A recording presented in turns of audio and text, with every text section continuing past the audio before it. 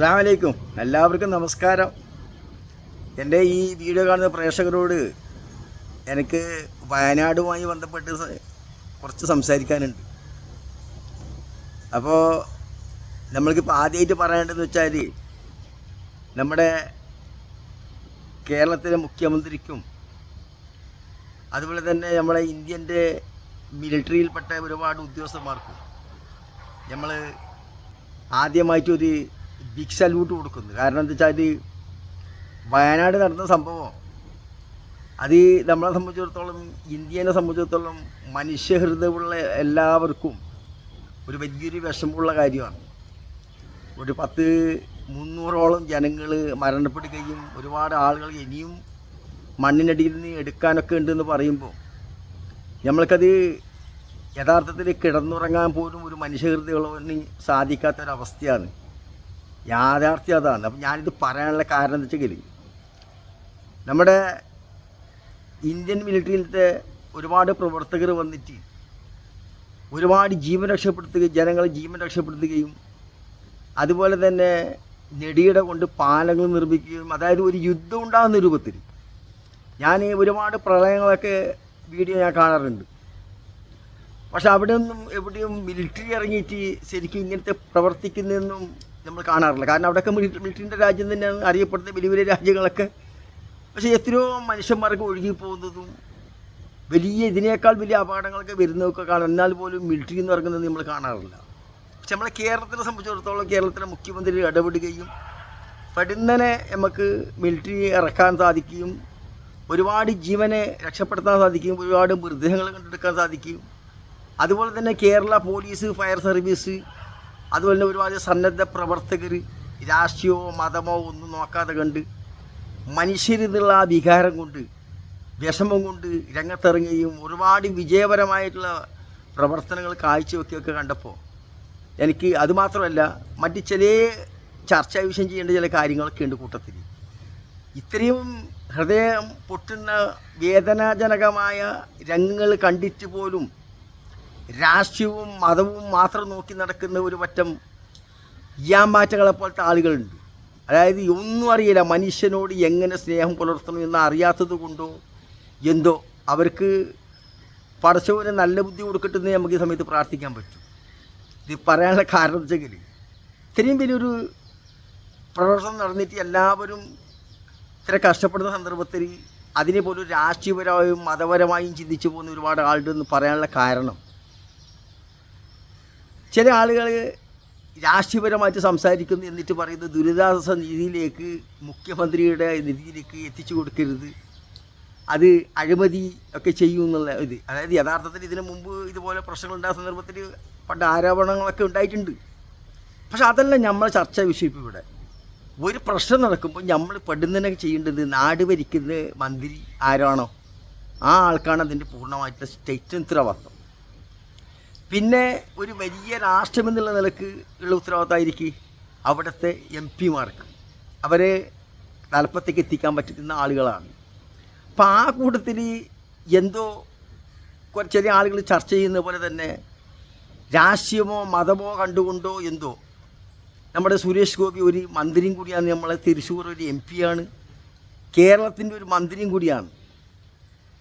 കേരളത്തിലെ മുഖ്യമന്ത്രിയേക്കാൾ കൂടുതൽ സ്ഥാനങ്ങളും അതിന് അവകാശങ്ങളും അധികാരമുള്ളൊരു വ്യക്തിയും കൂടിയാണ്. എത്തിക്കൂടിയാൽ, വന്നു ചേർന്നാൽ, അവിടത്തേക്ക് എത്തിയിട്ട് അതിൽ ഇടപെട്ടാൽ ഏറ്റവും കൂടുതൽ മുഖ്യമന്ത്രിനേക്കാളും കൂടുതലും സ്ഥാനം അർഹിക്കുന്നൊരു വ്യക്തിയാണ് MP എന്ന് പറയുന്ന ഈ സുരേഷ് ഗോപി എന്ന് പറയുന്ന മന്ത്രി. അദ്ദേഹം ഞാൻ ഈ വീട് ഉണ്ടാക്കുന്ന സമയം വരക്കും ഒരു കാര്യങ്ങളെ പറ്റി ചർച്ച ചെയ്യുകയോ പാർലമെൻറ്റിൽ, അല്ലെങ്കിൽ നമ്മളെ കേരളത്തിൽ നിന്ന് പോയ MP-മാരെ ഒന്നിച്ച് ചർച്ച ചെയ്യുകയോ ഒന്നും ചെയ്തില്ല എന്നുള്ളതാണ് എൻ്റെ യാഥാർത്ഥ്യം.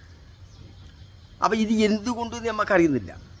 അപ്പം ഞാനിത് ചിന്തിക്കാനുള്ള കാരണം എന്ന് വെച്ചാൽ, ഇപ്പോൾ ഈ വീട് ഉണ്ടാക്കുന്നതിൻ്റെ മറ്റൊരു കാരണം എന്ന് വെച്ചാൽ, നമ്മുടെ ഞെടിയുടെ കൊണ്ടുള്ള പ്രവർത്തനം കൊണ്ട് ഒരുപാട് ജീവൻ രക്ഷിക്കാൻ പറ്റി, ഒരുപാട് മൃതദേഹങ്ങളൊക്കെ കണ്ടെടുക്കാൻ പറ്റി. അതിൻ്റെ ഇടയിൽ ചില ആളുകൾ രാഷ്ട്രീയപരമായും മതപരമായും അതിനെ നീക്കിപ്പോക്കി കാണുന്നു എന്നുള്ളതാണ്. ഒന്നെന്ന് വെച്ചാൽ, ഇപ്പോൾ ദുരിതാശ്വാസ നിധിയിലേക്ക് സംഭാവന കൊടുക്കുന്നതുമായിട്ട് ബന്ധപ്പെട്ട് ഏതോ ഒരു ചാനലിൻ്റെ ഒരു ആളെ അറസ്റ്റ്, ഞാൻ ഇപ്പോൾ പേര് പറയുന്നത് നിങ്ങൾക്ക് അത് അറിയാതിരിക്കാം, കേസെടുത്തിട്ടുണ്ട്, അറസ്റ്റല്ല കേസെടുത്തിട്ടുണ്ട്. അപ്പോൾ അതുപോലെ തന്നെ സുരേഷ് ഗോപി ഇതിൽ പങ്കെടുത്തില്ല, അല്ലെങ്കിൽ ഇതിനു വേണ്ടി ഒന്നും ചർച്ച ചെയ്തില്ല. അപ്പോൾ ഇവിടെ എന്താണ് യഥാർത്ഥത്തിൽ സഹോദരന്മാരെ വേണ്ടത്? ഒരു മനുഷ്യനാണെങ്കിൽ നമ്മൾ എന്ത് ചെയ്യേണ്ടത്? ഒരുപാട് കാണാൻ കഴിയാത്ത ഒരു സാഹചര്യങ്ങളാണ് വയനാടുള്ളതെന്ന് നമ്മൾ മനസ്സിലാക്കണം.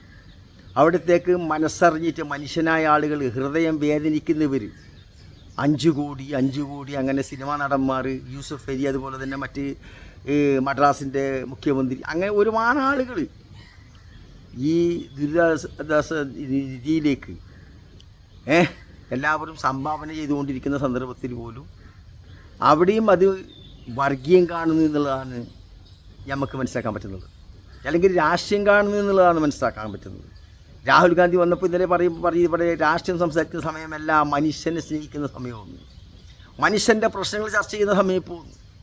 അതുപോലെ തന്നെയാണ് മുഖ്യമന്ത്രിയും പറഞ്ഞിട്ടുള്ളത്. പക്ഷേ ചില പാർട്ടിയിൽപ്പെട്ട ചില ആളുകൾക്ക് വേറെ എന്തൊക്കെയോ അജണ്ട ഉണ്ടെന്ന് ഇപ്പോൾ ജനങ്ങൾക്ക് എല്ലാവർക്കും കാണുന്നത് അറിയാം. നീ ഇപ്പോൾ ഇവിടെ ഉൾപ്പെടുന്നില്ല, ഇനി ഞാനൊരു ഫിത്തന ഉണ്ടാക്കിയെന്ന് പറയണ്ട.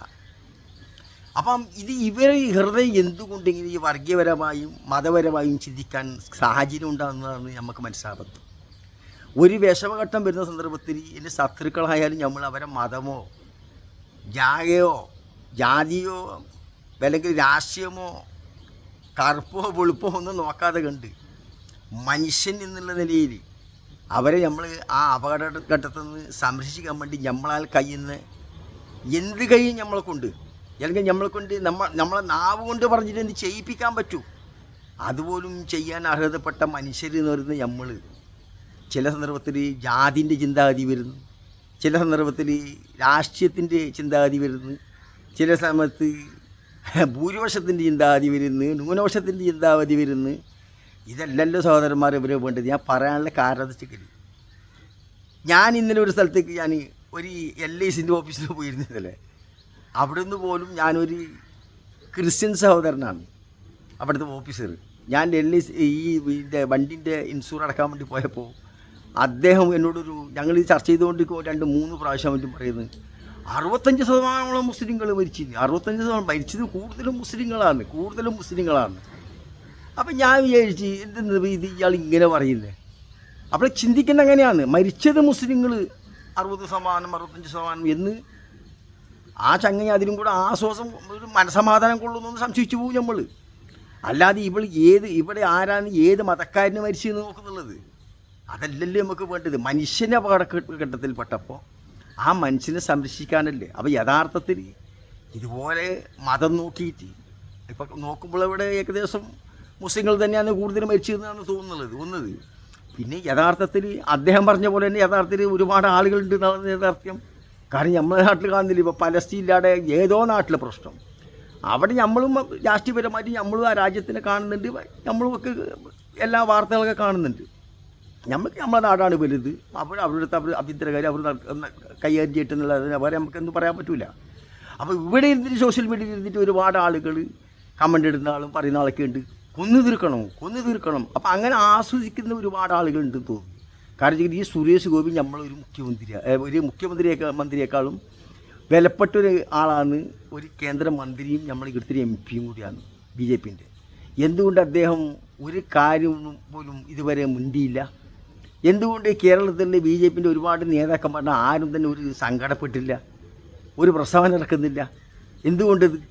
അപ്പോൾ എനിക്ക് തോന്നുന്നുവെച്ചെങ്കിൽ ഇവർക്കൊക്കെ ഇങ്ങനെ മുസ്ലിങ്ങൾ മരിച്ച് കാണാൻ ആശയുണ്ടോ എന്ന് സംശയിച്ചു പോകുന്നു നമുക്ക് ചിലപ്പോൾ. അല്ലെങ്കിൽ ഇവർക്ക് എന്തുകൊണ്ട് ഈ ഹൃദയം വേദനിക്കുന്ന, നമ്മൾ കേരളത്തിൽ നിന്നല്ല ഇന്ത്യയിൽ തന്നെ നമ്മൾ അടുത്ത കാലത്ത് കാണാത്തൊരു പ്രളയം, ഭൂമിയിലൊക്കെ വന്നിട്ട് പ്രശ്നങ്ങൾ ഉണ്ടാകാറുണ്ട്. സാധാരണ എത്രയോ ആളുകൾ, ആയിരക്കണക്കിന് ആൾ മരിക്കാറുണ്ട്. വെള്ളത്തിൻ്റെ പ്രളയം കൊണ്ട് ഇങ്ങനെ സംഭവിക്കുന്ന ഒരു അവസ്ഥാവിശേഷം, രാവിലെ നോക്കുമ്പോഴേക്ക് ഒരുപാട് കുടുംബങ്ങളെ കാണാതെ ആകുന്ന ഒരു അവസ്ഥാവിശേഷം ഉണ്ടാകുന്ന ഒരു സംഭവം ഉണ്ടായി ചരിത്രത്തിലില്ല നമ്മളെ കേരളത്തിൽ. അങ്ങനത്തെ ഒരു വലിയൊരു ദുരന്തം നടന്നിട്ട് പോലും ഇവർക്ക് ആർക്കും ഹൃദയം വേദനയാവുന്നില്ല, മനസ്സിന് വിഷമമില്ല എന്ന് തോന്നുമ്പോൾ അവരൊക്കെ അങ്ങനെ ചിന്തിക്കുന്നതിലേ നമുക്ക് തോന്നാൻ പറ്റുള്ളൂ, അല്ലേ? ഇനിയിപ്പോൾ ആരെന്ത് ചിന്തിച്ചാലും വരുന്നത് വരും. പിന്നെ പടച്ചവൻ്റെ ഭാഗത്തുനിന്ന് വരുമ്പോൾ അത് പടച്ചവനൊരു വിധി എഴുതുമ്പോൾ അവിടെ മുസ്ലിമെന്നോ ക്രിസ്ത്യാനിയെന്നോ ഹിന്ദു എന്നോ കണക്ക് എഴുതിയിട്ടൊന്നല്ല സഹോദരന്മാരെ ഒരു പ്രശ്നം വരുന്നത്. ഉണക്ക് കത്തുമ്പോൾ അത് പച്ചക്കും വാട്ടം പിടിക്കും. അങ്ങനെയാണ് അതിൻ്റെ തിരഞ്ഞു പിടിച്ചിട്ടൊന്നും ചെയ്യാറൊന്നുമില്ല പടച്ചവൻ്റെ മുന്നേ നമ്മളെല്ലാവരും പടച്ചവൻ്റെ പ്രജകൾ സൃഷ്ടികളെല്ലാം ഒരുപോലെ തന്നെ പടച്ചു വരും. പ്രകൃതി ദുരന്തമായിട്ട് ഇങ്ങനെ വരുമ്പോൾ അത് എല്ലാവരും ബാധിക്കും എന്നുള്ളതാണ്. അപ്പം നമ്മളവിടെ മതമോ രാഷ്ട്രീയമോ ഒന്നും കാണാതെ കണ്ട് നമ്മൾ ചെയ്യേണ്ടത് മനുഷ്യന് എന്നുള്ള ഒരു ഇതാണ്. ഇനി ശത്രുവായം തിരക്കേടുള്ള മനുഷ്യൻ എന്നുള്ള ഒരു സ്വഭാവത്തിൽ നമ്മൾ രംഗത്തിറങ്ങിയിട്ട് അവിടെ സേവനം ചെയ്യുക, അതിനെ വിജയിപ്പിക്കുക എന്നല്ലാതെ കണ്ട് ആ മതത്തിൻ്റെ രൂപത്തിൽ ചിന്തിച്ചുകൊണ്ട് ആരും പ്രവർത്തിക്കരുത്. രാഷ്ട്രീയത്തിൻ്റെ രൂപത്തിൽ ആരും പ്രവർത്തിക്കരുത്. എല്ലാവരും മനുഷ്യ സമൂഹത്തിൻ്റെ ഒരു വിപത്ത് വന്ന് സംഭവിച്ചു എന്ന് മനസ്സിലാക്കിക്കൊണ്ട് അതിനു വേണ്ടി പ്രവർത്തിക്കുക, അതിനു വേണ്ടി സേവനം ചെയ്യുക എന്നല്ലാതെ കണ്ട് മറ്റുള്ള രൂപത്തിൽ ചിന്തിക്കുന്നതൊന്നും ഒരു മനുഷ്യൻ്റെ ഹൃദയമുള്ള ആളുകൾക്ക് ചിന്തിക്കാൻ പോലും പറ്റാത്തതെന്ന് മാത്രമേ എനിക്ക് ഈ സന്ദർഭത്തിൽ പറയാനുള്ളൂ. അതുകൊണ്ട് അകമഴിഞ്ഞുകൊണ്ട് ആർക്ക് 10 രൂപ കൊടുക്കാൻ പറ്റുമെങ്കിൽ 10 രൂപ എടുത്തുകൂട്ടി സ്വരൂപിച്ചുകൊണ്ട് ആ ഫണ്ടിലേക്ക്, മുഖ്യമന്ത്രിയുടെ ഫണ്ടിലേക്ക് എല്ലാവരും എത്തിച്ചു കൊടുക്കണമെന്ന് അപേക്ഷിച്ചുകൊണ്ട്, കാരണം ഒരു സോഷ്യൽ മീഡിയയിൽ ഒരു യൂട്യൂബറും കൂടെയാണ് ഞാൻ, ചെറിയൊരു കുഞ്ഞ് വീഡിയോ ഉണ്ടാക്കുന്ന ഒരാളാണ്.